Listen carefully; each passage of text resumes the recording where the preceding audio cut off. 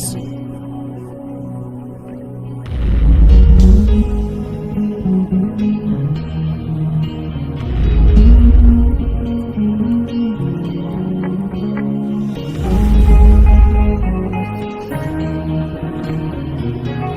La lumière au monde est liée dans la donc finalement physique dans le monde est lié dans la makamuna na bolingo ne reflet na moto nzoto na reflet na moyambo.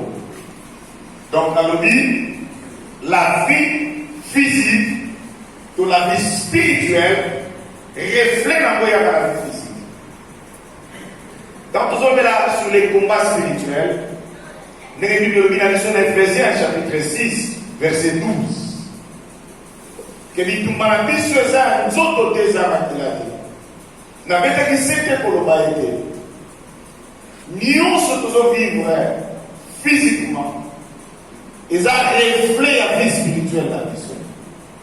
C'est comme si vie spirituelle ezanga oyo pe lilingi na nga oyo vie physique makambo oyo ezovivre lelo eza elilingi ya makambo ezovivre na molimo na yo. Donc la vie physique est le reflet de la vie spirituelle. Il y a un autre natina le combat spirituel. Narobaki awa sur ba élément oyo esungaka pomutu abunda pe alonga. Narobaki moko ba élément oyo sunga yo au fait que litumboza nango eza kubanga nzambe. Je vais vous expliquer ma compébélé. Mutu azobanga nzambe na litumba na ye elonga eza sur. Amen. Mutu azotosa nzambe. Mutu azosala nzambe, mutu azobanga nzambe, akobanga litumba te parce que nzambe oyo abangaka, nzambe oyo asalelaka akobundela ye. Amen. C'est pourquoi komona Moïse ntango peuple ya Égypte bazolanda ye, Pharaon na basoda na ye bazolanda ye, bazolanda na bachar, bazolanda na baepe, bazolanda na makonga, bazolanda na binduki na bampunda.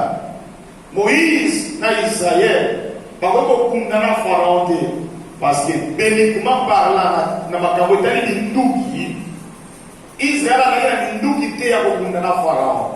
Pharaon à son temps oyo alandaki bana Israël c'était l'homme le plus puissant, bazalaki armée ezalaki la plus puissante lokola États-Unis lelo. C'est-à-dire bana Israël na bitumba ya nzoto na Égypte balingaki bapola, balingaki babeta bango, balingaki baboma bango. Nzoka nde même Israël babosanaki ke nzambe nde mutu akundelaka bato. Amen. Soki nzambe akoti bitumba na nde kozwa elonga. C'est pourquoi ntango bazomurmure, pourquoi nalobi bongo peuple azomurmure nzambe atuni Moïse mpona nini peuple azomurmure, mpona nini bozobanga, mpona nini bozoganga. Alobi bovanda kimia, Exode chapitre 14 verset 14.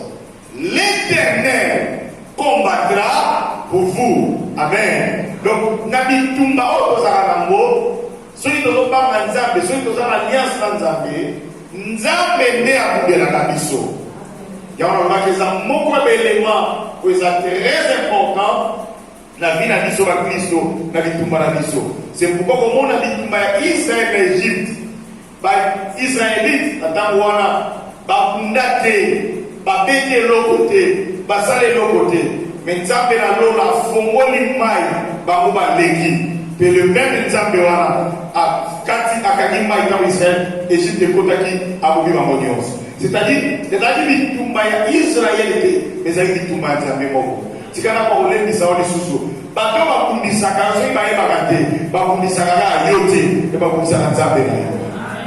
Lokola nzambe nano apona na bitumba te, nano azo échec te, moto azokundisa yo, eza sûr et certain kakokwezama mpe yo nzambe kolonga ye. Donc notre combat nzambe nasepeli kwa bisi Israël bobanga te parce que ngai nde moto bakokundela bino. J'aime quand Dieu azondima ye moko ase déclaré lokola oyo akundelaka biso. C'est pourquoi même à bitumba ebele tozalaka nango ye moko nzambe azoloba bi c'est à moi qu'appartient la vengeance. Donc ce que nous avons se venger na bato basala biso mabe, mais nzoka nde nzambe abi bino moluka vengeance te, bino moluka bosambisama te, botikela ngai nde moto nayeba kosala vengeance. Au biso to ça orienté, peut échouer. Mais Nzambe dans masala nabo, il n'échoue jamais. À ça on va la place de biso. Amen. Donc là sur la crainte de Dieu. Et ça va être l'élément où sunga yo au l'homme à la bitumba. Deuxième élément là sur la révélation. Dans le révélation, et sa orientation. Dans le révélation, et ça une prophétie. Et ça le là, nous avons fongoli au bisu, na bitumba na yo. Oyebi yango malamu, et loko oyebi yango malamu, we va combattre. Amen. Ce que nous kunda, o nzamba isa yebisio makambo ndenge ezali, et comme il a kayo facile. En d'autres termes, quand on a fait l'examen, vous avez la réponse. Ah, ça c'est bien. Alléluia. Donc les gens vont faire l'examen, vous avez la réponse. Parce que quand on continue à tout mon livre, et que Dieu va révéler eux-mêmes, ma camarade et ça on a dit tout le monde dit que dans ça l'examen pour maintenant la réponse. Dans ce qu'on a dit tout le monde maintenant des yeux longs et ça très capital. Tout le temps qui va verser belé, et si quand Dieu va révéler qui va à Israël, bien révéler qui va te béler la dit tout le monde à Marco. Et si quand Dieu va révéler la prophétie qu'on a pas. Alors qui qu'on a pas tout. Peut pas parler au Kunda, mais déjà que tout le monde au Kunda, tout ça a réussi parce que nous avons ça une discussion. D'après ça exemple, un peuple, bah il va attaquer Israël. Nous avons dit Élisa et Sarah roi. Bateau va pas une place pour toquer. Bateau va se sika pour toquer. Donc les nègres sont pour tout le monde. Que bateau va se faire un kundisa yo. Au bateau ça va projet. Au bateau ça va réunion. Nous avons pas pour fumer. Yo bisu pour comprendre les bambous. Puis montrer au coin la bambou sika bazali. Vous allez détruire au nom de Jésus. Donc l'esprit de la révélation, la combat spirituel, est ça très très important. Il faut au bon de l'épargne, nous avons fait sur la police. So nous avons fait le temps, alors nous avons fait la bataille. Il y a un bête qui s'était dans le dynamique, tout le monde pour s'arrêter que le prophète est important. Parce que ceux qui ont monité, nous avons fait la bataille à Bébéla. Nous avons fait la bataille pour la biso. Nous avons fait la bataille pour Yéli Sababo. Mardi Awa, fait la bête qui société de l'Okoana. Que ma campagne belé pour associer mon frère Nzam. Mardi Toumba, belé pour associer ma sœur Nzam. Pas tout le monde a dit Toumba. Parce que tant qu'on se souvient au Bogaté. Israël, même dans la roi Israël, ceux qui disent Toumba va plutôt consulter prophète. Non, va consulter ma générosité, va plutôt consulter prophète. Pour te y aller, va dire Toumba, c'est vos arts. Je ne sais pas ta comprendre à quoi. Même à cas, va comprendre qu'il va dire Toumba belé, il faut te consulter prophète. David, le plus grand roi qu'Israël a connu. Alors là, Seigneur, l'oba quelque chose, révèle-moi. Amen. C'est-à-dire, il faut consulter Nzambé. Et ça va là pour consulter même le prophète pour la Bitumarabiso. Peuple Israël avec la compréhension. Tout le monde pour nous consulter dans la Bitumba. Donc, la révélation est très capitale dans le combat spirituel. Les autres temps avancés, de l'autre révélation, Bitumba Molim, on met une révélation certaines portes pour ça l'arrêter de perdre Bitumba Molim. La maladie attentivement. Et ça va dire bouquet de l'autre fond là. Il y avait un monde où on dit qu'il échoué. Aux autres les autres sympathiques. Pourquoi? La porte des arts. Yo yé baraté. On condamner l'église, on condamner ma pasteur. Mais nous avons déjà la porte de Missoussou. Au seul bisou de l'Église pour Kanga et Moté, de perdre par combat et belé. D'ailleurs, il faut tout à l'heure. Dès qu'on va chapitre 2, verset 11, on comprendre que diable, tant qu'on y so a ouvert au Missabiso. Dès qu'on va chapitre 2, verset 11. Alors, pour ça, on va accompagner la lecture.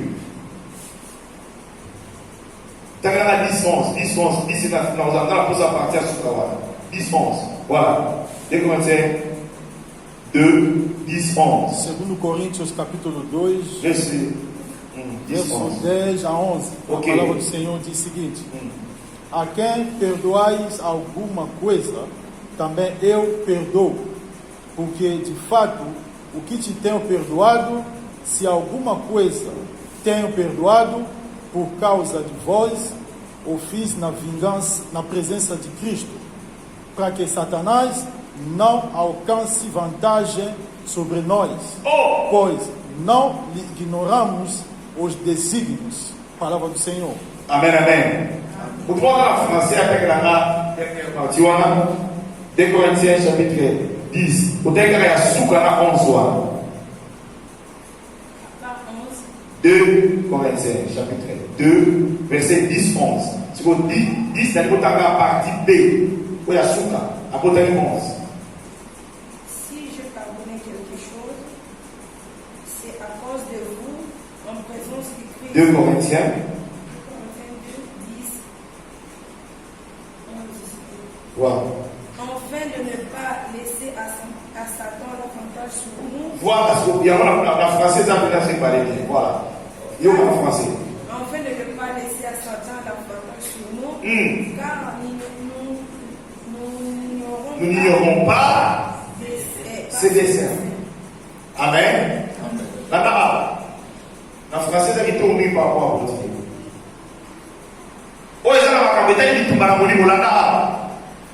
Bible dit, pour te que la Satan a l'avantage des distributions.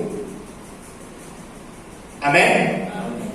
Pour te que la Satan a l'avantage des salines de Tumba, pour dire l'avantage des distributions. Pour te bonne pour ça, nous n'ignorons pas ce dessein. Le dessein, c'est le désir du diable. Pour te que la Satan a avantage des colonnes à biseau. Pour biso de bonne sanité va pour ça. Ni le monde biso to ça pour te dire que la Satan a avantage de l'économie. Pour biso nous to ça va venir bien pour ça diable des a détruit yo, a détruit bota na yo, a détruit bana na yo, a détruit famille na yo, pour ça na yo c'est pélaté. Mais ce que le monde biso to ça pour te dire que la yéti a avantage de l'économie. Il y a le là. Qu'est-ce que nous devons faire? Pour aujourd'hui, ça va comme je suis battu.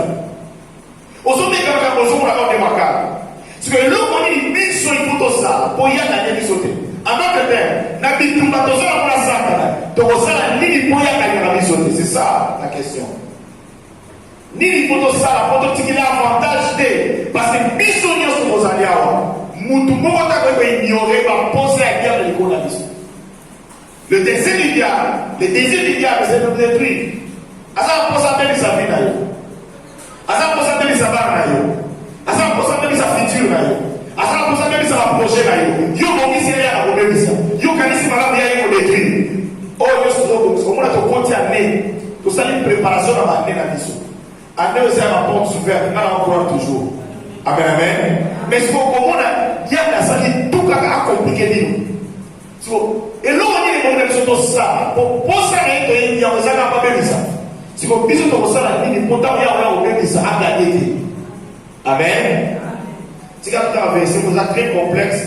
Mais on va expliquer, mais on va simplifier. On va se dire que c'est mon bataille en militaire. Cantique des cantiques, chapitre 8. Livre vraiment dans le bataille en militaire. Cantique des cantiques, chapitre 8, verset 8 à 10. Pour ça, ma porte, pour passer ma porte, c'est l'Éphésiens, ton temps, on va l'aimer, ça m'a camboyé. Maintenant, il a la notion, on comprend que, et pour qu'il a mis sur le petit, il a mis ça dans l'avantage de, tout il a eu l'avantage dans ma camboyé, on va. Dans un pour ça, dans la cantique des cantiques, chapitre 4, verset 8. Cantique des cantiques, chapitre 8, verset 8 à 10. Cantique des cantiques, 8. Aujourd'hui, on place les armes. Cantique des cantiques, il y a dans la côté de nous. Aujourd'hui, qui vont l'ennemi? Cantage, seulement. Cantage. Chapitre 8, verset 8 à 10. Nous avons une petite sœur. Voilà, la mort du solo. Tout ça, la ligue à moi aussi. Qui n'a point encore de ma mère. Adivina ma mère était. Les ferons-nous de notre sœur? Tout ça, la ligue pour la ligue à la les jours où on la recherchera. Mon corps, on va on nous payer. Elle est un mur. Et tout, nous bâtirons sur elle des créneaux d'argent. Si elle a une porte, nous la fermerons avec une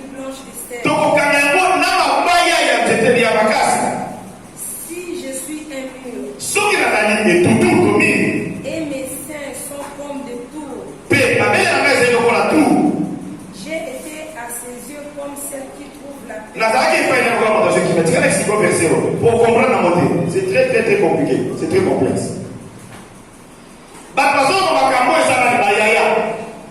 C'est pourquoi nous avons une petite soeur. Amen. Les qui n'habitent sur la qualité, la comprendre. Les qui n'habitent sur la qualité, ça c'est la Bible. À ça on parle.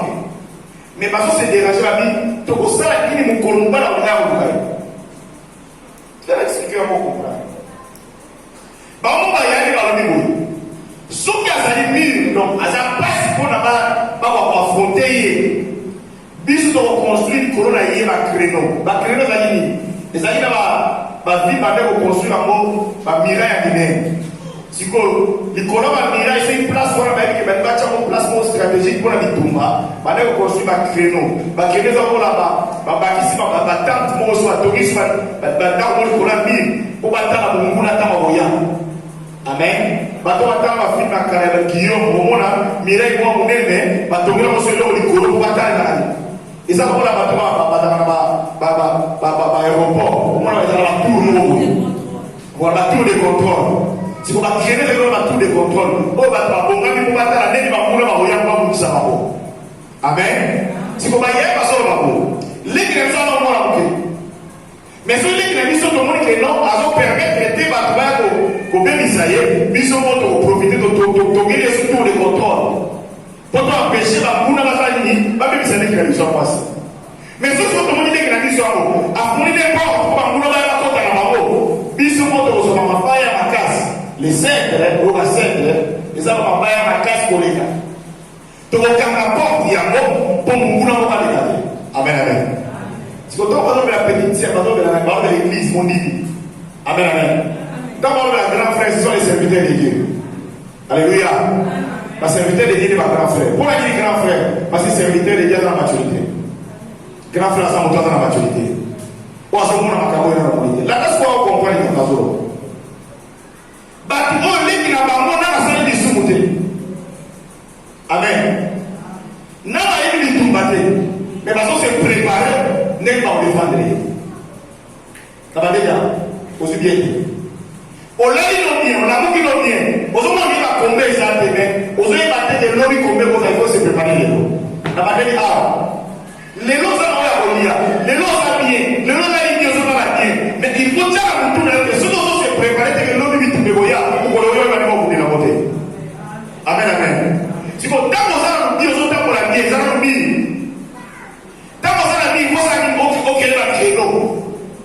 Donc, bon est là, on est dans le qui est là, et c'est pour moi que la donc, dès que vous avez bien, vous avez pas fait moi, on a la vérité. C'est cette chère fille qui est encore un livre. Pas par son mauvais acte. Et si on peut pas de mission qui est acte, au moins nous a bien. Les gens qui ont ça bien, à son bien, à son monde en bon, mais on y a construit la créneau à consulter. Et là, la passe pas pour le moment bien. Vous voyez pourquoi? La consulter la créneau. La bataille awa. Et bien là, la tombe pour la bataille la créneau assez. Vous voyez pourquoi la tombe pour la bataille de ça a tout de contrôle. Il faut te construire ma vie. Ceux qui ont dit qu'on cuidait au salon de l'autre, on l'a mis sur l'homme aussi là. Pour lui tout négocier la tête. Moi, la voix, c'est pour eux. N'a pas de vie bali. N'a pas de vie bali. Il y a le lit. Keba. Le long il y a le long passer le même c'est Keba. Alléluia. Père moi la officiel. Père moi pour la mise. Pour l'homme il y a un mot. Ce qu'on veut pour se protéger. On veut qu'on construise la créneau. On veut qu'on tient tout de contrôle. On veut qu'on se barricade. L'homme est là. Alléluia. Or, Bible est le livre. Comment s'arrêter que ne le pose à la Bible, ne le pose à la porte. Alléluia. Mais ce que Bible dit, ce que porte est pour moi, il faut que ça arrive. Peut-être qu'on va parler. Amen. Et ça, on va te donner quand on se passe à la porte et pour moi, la porte a un problème. La porte a maladie. La porte a koufa. La porte a kosamba. Mais ce qu'on porte, on a ce qu'on dit, on est moi. Mais il va encore on détruit le bien. Tant il y a quoi, on tient ma baya. Mais il explique comment dans les combats spirituels, ce qu'on a préparé, l'homme nous a détruit plus encore. Quand il a dit qu'on s'est préparé parce que aussi on n'a pas de problème. Tant qu'on s'en a bien, ça va préparer. Et puis vous comprenez là? Parce que déjà il a fait un cambolini dans le WhatsApp. N'est pas ça, il n'y a pas de problème de ma cliente avec les bénis. Ce qui va cambolini, il m'a payé non bon. On a qui sur le WhatsApp. Alors WhatsApp était ce qu'on voit. Alors ça va bien. Alors les ratés, alors ma capacité, alors c'est le WhatsApp côté. Mais ce qui est le problème est lié. Avant on se la prière. Avant on la veiller. Avant on dit maintenant on la veiller, on a raté. Au lieu pour la porte pour moi mais quand on porte la volonté, alors on a miracle. Alors on a bien, alors c'est la beauté. Mais quand il y a des choses qui sont malgré ce qu'on a pas besoin de bien, construit ma créneau. Ça va prudent, ça va vigilant. Pour y aller à quelque chose à vigilante, l'homme est porté pour moi. Alléluia. Donc, alors, il y a des affaires qui s'arrêtent. Parce qu'on est sur l'écran, on va le dire. Avant de nous quitter, avant de nous chercher, mais plus on doit se préoccuper. Il y a maintenant plus on va la salle de la Zambie. Nous on se préoccuper là, il y a ceux qui ont posé l'entreprise et pas se préoccuper. Amen. Pour que plus on les voyait. Ceux qui ont pas les sabbats, ils vont se préoccuper. Si on a les balles, on va au tabac. Pour qu'on pas les sabbats, on va comment c'est comme un problème. Na bageni hawa batendele basala ba fête asali fête les kitoko mais tant avec moi on a côté parce que quand il va télé quand on a la fête ici go na ça nous dire que trois construire ba créneau pour l'objet de Goya. Alléluia. Quand on s'en binda ba toi c'est le sobi mutuka au sepeli mozo yena que faut au bon de la vie pour que pas accident dans la tira et c'est moment sur la balle chaque fois que ça va nous faire le nom là même quand tu es encore ennemi. Même quand vous allez bien construire des créneaux parce que vous avez une va regarder. Considérez à quoi ma porte pour monter du bail. Pourtant, on ma porte il faut monter du bail. Ton boy va te la porte. Ton boy est considéré à quoi ma porte ici. Il va se cuider à la maison, vous allez vous malade. Bitumba molimo. Attends, on s'est bien les lots. On va venir mon message de l'église là, combat. Combat va essayer de l'arrêter. Bien aimé. Oh, vous avez le ballon de la série d'une fille qui était vierge. C'est comme cette église qui est sainte. Mon temps pour la malade. Mon temps mon problème était. Mais la préoccupation des grands frères, l'homme mature, et ça il faut se préoccuper pour l'homme de éviter de pour la là. Mais puis la préoccupation pour la jeune fille là-bas. Parce que la pose à mucha détruité. Nous devons avoir la pose à famille des années plus tard. Nous devons avoir la pose à vie des années détruites. Finalement, de la petite sœur, you know de la petite sœur, qu'on y a tellement de la sama, qu'on y a tellement de la sama. Ça va protecteur comme protectrice. Il y a vie à famille là-haut. Alléluia. Mais l'homme, comment va la séparer là? Ce qui porte la guerre au moment. N'a le nom de la zone Mouya. Il y a un tchadi baya pour te porter les fonds maté. Dans la vallée d'Awa, ce qui porte les fonds maté. Ce sont les cinq dans ma baya makasi. Entends la zone de la libaya, la zone de l'homme musulman, la zone de la Yesu Christo, la zone de la porte à bon moyen. Mais si quand il dit que Koya, ça peut la recontacter, va redétruire Vinayote. Dans les combats spirituels, c'est lui les cinq, les poids les plus forts. C'est Jésus-Christ de Nazareth. Oh, il y a la soie continue dans les Tumbanayo. Aïe, le mot la libaya la porte, voilà. Abando Kibaya, Abando Kibaya, Bataka Kulubaya.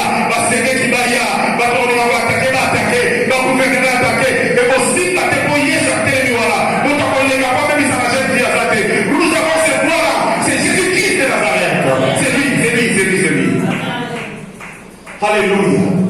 Si vous regardez les éléments mini, il faut éviter. Il faut la porte. Amen. Dans la vie de l'église, dans la vie de la porte. Si vous regardez les éléments mini, il faut éviter. Il faut la porte. Ephésiens chapitre 4.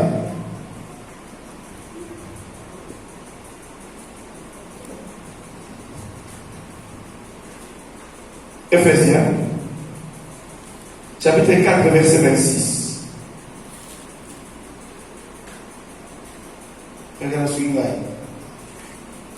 Efésios capítulo 4, versos 26. Ok.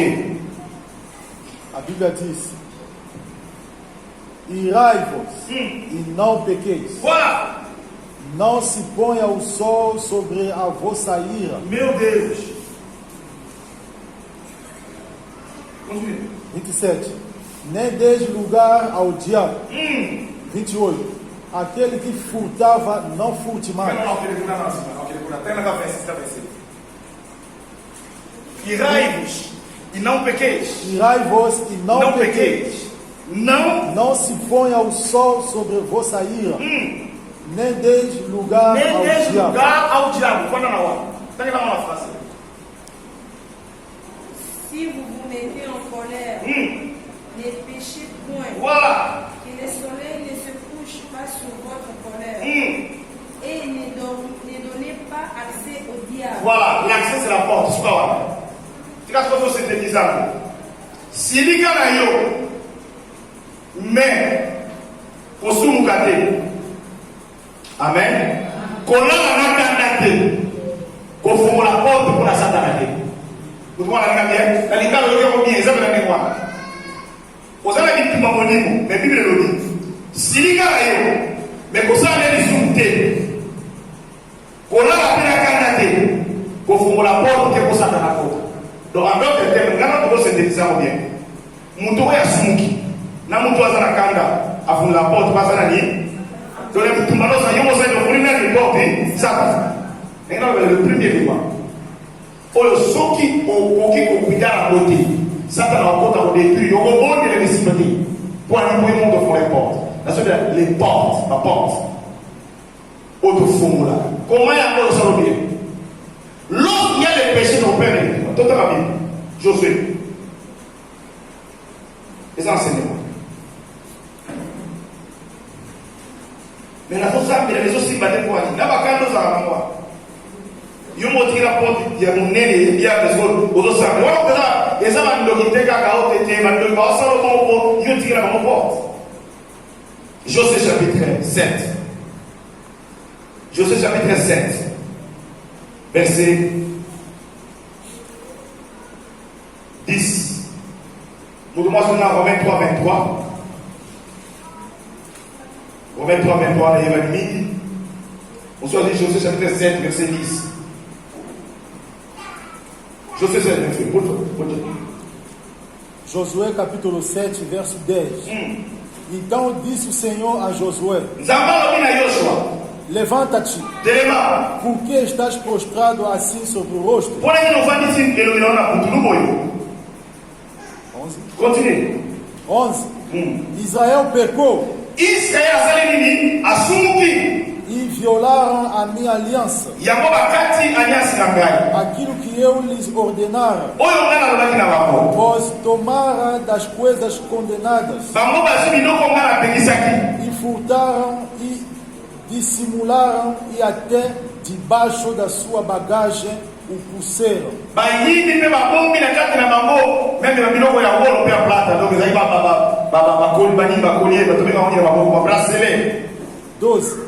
Pelo que os filhos de Israel não puderam resistir aos seus inimigos.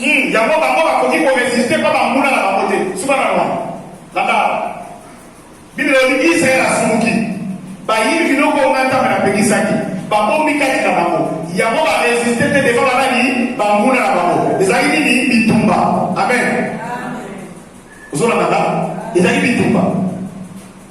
Israël a son na peuple moi ok avec le peuple on dit aïe mais si vous comprendre que Josué a la macasse mais vous comprendre que vous le peuple moi ok va se mettre. Alléluia. Josué comme un bon général ozo peuple bitumba Josué a dit qu'on est là a tié nomina pour tout nzamba et Josué o tié nomina c'est pour la nuit en d'autres termes ozo le la nuit Israël a son qualité. Il y a un moment où on a dit, la bête va pour. Vous commencez à la dit, tout le monde dit, lorsqu'il y a les péchés au béta. On est l'année de Josué. Amen. Bien aimé, vous allez dire ça, on est Josué. Amen. À ce qui est l'alliance dans Josué. Josué a placé Moïse. Nous avons passé une alliance dans Josué. À quoi on t'a pour la naïe? Mais Josué a vainqueur, c'est victorieux pour ta Tumba, un nom de l'épée. Mais à comprendre que c'est Tumba, mon peuple est insignifiant. Mais à son peuple de Tumba, si on a dit qu'on est là, alobi tungisi nzambe ayebisi Josue otie loki na se mpona nini tombola motuti Israel asumuki eloko nga na pesa bino bozwa te na mboka wana bango bakei kozwi moko na bino azwi biloko yango azwi babrasele azwi baor azwi baparata abombi kati ya biloko ne nga nzambe na boyaki siko bino bozala lisumu lingala kondela nini. Amen. Dans le péché qui nous laisse. Écoute, je te fais pas. Écoute, bien. Bien aimé, ceux qui ont des sous, ils ont pratiqué la parole. Israël avait le péché en lui. Dans le même awa, dans la manière qu'on a sur la crainte de Dieu. Dans le but Samuel, nous avons lié comme prophète. Mais Bitumba, Samuel a créé Bitumba, il pose un prophète acclamable. Israël est millier, à quel Bitumba perdre? Pourquoi? Il y avait le péché au milieu, au final, la finesse. Amen. Bien aimé, ma camarade, belé, nous avons Bitumba, nous avons échoué pour quoi c'est au talifi la yomie. La nana. Combat spirituel, pour nous faire grand, il faut finir à 10 autres Lucas. Donc, on dit ça, on dit ça. Mais parce que tu mets un babakou, tu mets un babakou. Ceux qui ont fait les sous, comme fin à eux. Il y a pas de ça. Ils sont tous servis pour la Seigneur. Nous avons dit là, bien. Amen. Bible dit, ça fait tout ça. Ça fait tout ça. Abi, je ne se dérangeait pas. Ceux qui sont établis pour Israël, ils sont morts. Mais Israël a subi aux autres. Dans les combats spirituels, on y est dans l'église aux alignés, au début pour nous sauver les macaronao, il y a pas de défense qui est là-bas. Est-ce que vous pensez là-bas?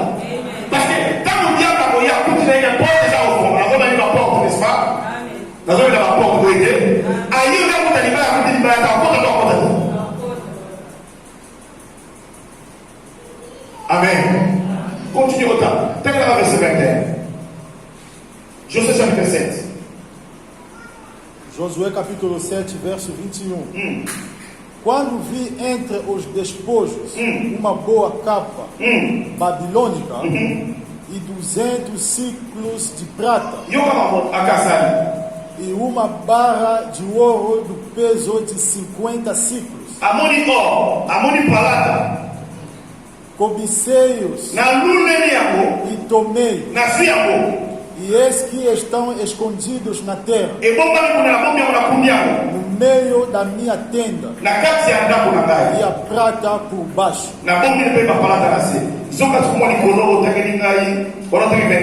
21. 19 e 20. Então disse Josué a Acã: Filho meu, dá glória ao Senhor, Deus de Israel, e a Ele rende louvores. E declara-me agora o que fizeste. Não me ocultes. Respondeu Acã a Josué, disse: verdadeiramente pequei contra o Senhor, Deus de Israel. Verdadeiramente pequei contra o Senhor, Deus de Israel, e fiz assim e assim. Amém. Amém, amém. Josué a compreender que vas on gagner victoire de Tumbamote. Guerre spirituelle. Josué a pas pour toi dans l'alliance Nzambe. La nana est là avant Nzambe. Oya l'église. Oya Kamate. Osaya Nzambe. Oteya Kanayo. Bible le dit là Sikolo. Vas on pour une perdre de Tumba. Vas on perdre de Tumba. Dès que nous avons Nzambe là, nous avons Lamala. Nous avons des intercesseurs. Nous avons bishop. Mais dès que nous avons des sympathies, malgré nous avons Nzambe. Tu dis tout qui ça va pas. Si vous Bible le dit pour nous avons ça ici Josué que on est pour sa pamba dissous les acatins. Josué dans nous avons la lycée pour toi. Aïe c'est attaqué ça ma vérité. Problème nos amis à Caroli ngai nazana dissous na sumukaki et là on va payer c'est ça nini na swaki. Amen. En d'autres termes, bitumbo ne sont pour la mort de dissous na. Amen. Bitumbo ne pas belé. par contre, il y a un problème de la famille, il y a un mouvement et de toute famille. Amen. Parce que dès lors qu'on note, parce qu'on va dire qu'on va dire qu'on a la famille, on te y va quand la société s'en fout. Vous voyez ce qu'on a là. Les sous, on a un mouvement, mais on a pas dit naïo, nabana. Mais on a sous dans la soirée. Et ça dans la Bible, c'est pourquoi, par exemple, quand on a Yesu dans la soirée, il est dans la botte là. Et ça veut dire la même date, c'est quand ça va même maladie. C'était une vérité. C'est pourquoi il y a un adage dans Israël, papa va aller manga yangai, bana kubabini minungai. Amen. Papa va aller manga yangai, mais minongo et ça n'est pas donc ça dit la malédiction là-bas. Mon dossier va baisser mon sous. Mais la vie tout le monde comme il va jouer pour parce qu'il y avait quelqu'un qui avait le péché. Et là.